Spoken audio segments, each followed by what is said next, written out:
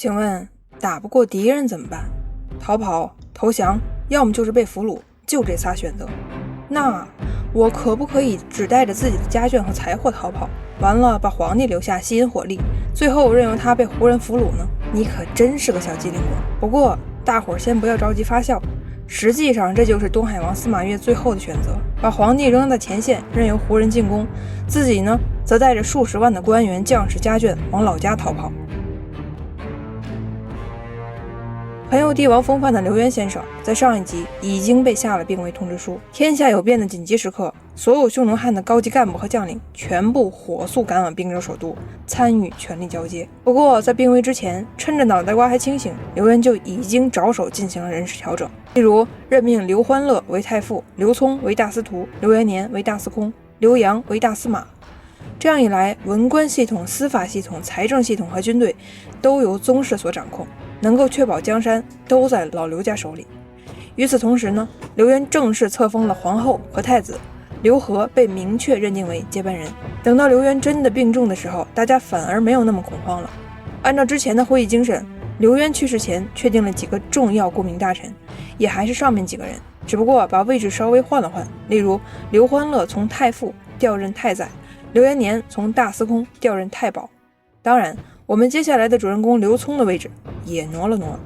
刘聪升任大司马、大单于录尚书事，并且在平阳西置单于台。在这儿我们得停一下，有两个重大判断必须得首先明确。第一，在刘渊死之前，他已经意识到在胡汉混居的背景之下，胡汉分治是历史的必然。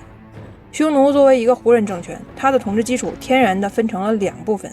一部分是在广大的北方世世代代耕耘的汉人群体，另外一部分是晋家江山动乱之后趁势而起的匈奴、氐族、鲜卑等等。眼前刘渊没有时间，或者说没有能力去处理统治基础分化甚至对立的趋势，只能无可奈何地实行胡汉分治策略，由朝廷管汉人，单于台管匈奴贵族和其他统治阶级的胡人，而第一单于台的负责人就是刘聪。第二，从刘聪的位置变化可以看出来，是由宗室拱卫皇室。刘聪从之前的司徒升任大司马和大单于，负责全国军事或胡人贵族管理，其目的肯定不是为了让他有资本去作乱，本质目的应当是让刘聪这个强有力的王爷去拱卫他的哥哥刘和及未来的大汉皇帝。不过我们都知道，刘聪位置这一挪动就挪出了问题，或者说按照刘聪在国家建设中的位置和作用，挪与不挪，刘聪早晚都要夺了皇位。时年60岁的刘渊，没有等来老道给他说的辛未之年灭亡西晋的预言，却等来了他的死期。永嘉4年，公元301年7月初9日，刘渊开始卧病不起。意识到问题的严重性，7月初10，刘渊赶紧进行了上述的人事安排，主要思路就是宗室掌管兵权，文官负责行政、胡汉分治等等。8天之后，在建国6年后7月18日，刘渊重病去世，皇太子刘和继承帝位。暗淡了刀光剑影，远去了脚骨证明，岁月带走了那一串串熟悉的姓名。不管刘渊是真心还是幌子，距离87年之后，刘渊去地下找上一个想要匡扶汉室的人去了。有的人离开了，但历史的车轮不会停下。长子刘和按照既定的程序即位皇帝，新人新气象。刘和即位之后，准备搞点大的动作。或许是西晋司马家的八王之乱太过于血腥沉重，新的匈奴汉皇帝刘和以史为鉴，认为诸侯王手握重兵是威胁统治的定时炸弹，应该先下手为强，早点拆除他们。不过令人迷惑的是，当年八王之乱当中，西晋朝廷中央的禁军长官们一个个像打了鸡血一样，不要命似的互相站队，挑唆各个藩王内斗，打到九州分裂，宗室死尽。这个情况到了匈奴汉竟然也是出奇的相似。最早参与到刘和清除藩王计划当中的，就是匈奴汉里面担任禁军首领的宗室。刘瑞是匈奴汉朝廷中央的卫尉，呼延攸是宗正。史书上说，两人没有被先帝选入到顾命大臣而心生记恨，想把水搅浑，趁机再进一步。于是说皇帝刘和早下手处理强势藩王。他俩劝说皇帝刘和，先帝临终的安排没轻没重，欠考量。楚王刘聪、北海王刘毅、齐王刘裕三王的兵力加起来远胜于大内的禁军兵力，他们一旦作乱，皇宫挡得住吗？另外再单说大司马刘聪，拥兵10万，就驻扎在近郊，虎视眈眈。陛下要是不先下手为强，我看您这辈子也就是个寄存，早晚被刘聪夺了去。刘和跟禁军首领一拍即合，当即决定发动大清洗。他们把其余的禁军长官叫到办公室，做准备部署。期间，领军将军刘胜表示反对，还被刘瑞等人当场给斩杀了。由于事件的突发性，禁军兵分多路捕杀宗室王，确实取得了一定的效果。比如齐王刘裕、鲁王刘龙当天被抓被杀。不过好巧不巧，禁军里面也有不愿意跟皇帝穿一条裤子的人。派去攻击北海王刘毅的将领田密、刘瑞，压根儿就没搭理皇帝和禁军，他俩立刻决定反水，率兵击穿了各个关卡，跑路到刘聪所在的单于台。刘聪接到消息，宣布部队戒严，自己也是全副武装严阵以待。刀兵相见之后，刘聪也不再跟哥哥客气什么了。刘聪大军攻破西明门，随后在光极殿西边的偏室抓住了自己家的皇帝，然后干净利落一刀宰了。同谋的刘瑞、呼延攸也一同被斩杀，脑袋被挂在交通要道上，警示朝野。不得不说，刘聪从听到消息到杀掉皇帝，简直可以称得上是高效。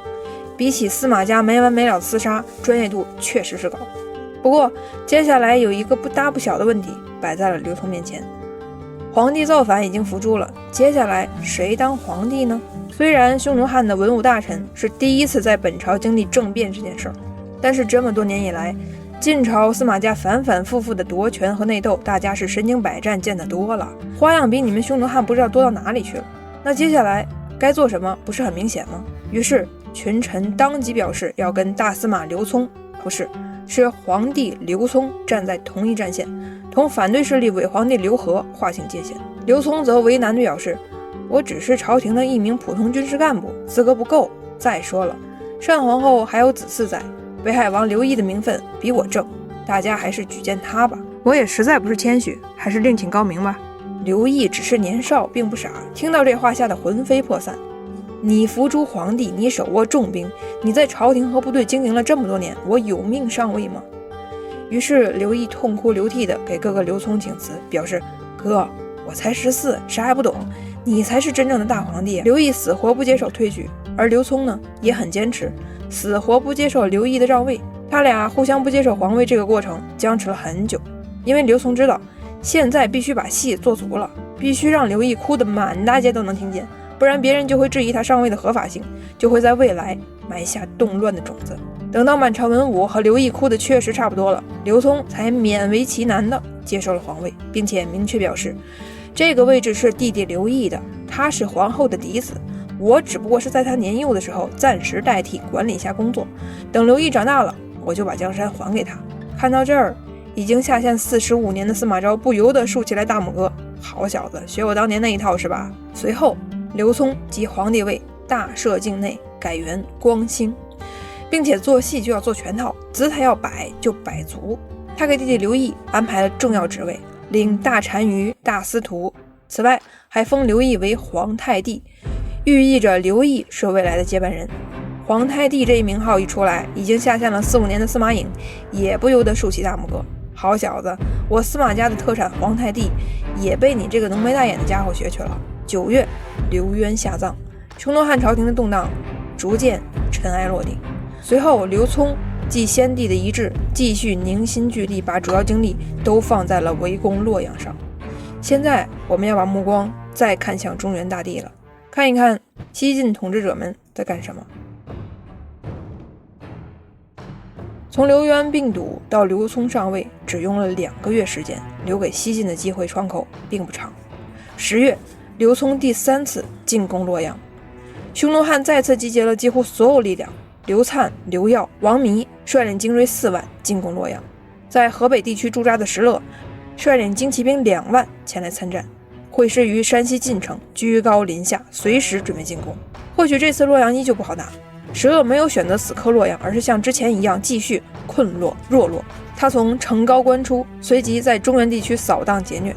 另外一支匈奴汉的队伍也是一样的思路，刘粲从轩辕关出，在梁、陈、汝、颍4军之间扫荡，搜集物资的同时，继续清除西晋在这些地方的残余统治。第3次被包围，或者说刘琮、石勒等人没完没了的重兵包围，让海狗在洛阳城里挟持天子的摄政王司马越越来越寝食难安。他发出檄文，号召天下兵马进京勤王，保卫大晋江山。而面对这一情景，晋怀帝也心如死灰。他给有关部门说，发布檄文的时候告诉四征四镇的诸位将军，现在来江山还有可能保得住，再不来山河破碎就悔之晚矣了。只可惜响应者寥寥无几。想想这10年以来，无数王爷都曾经为了一己私利而打出秦王的名号，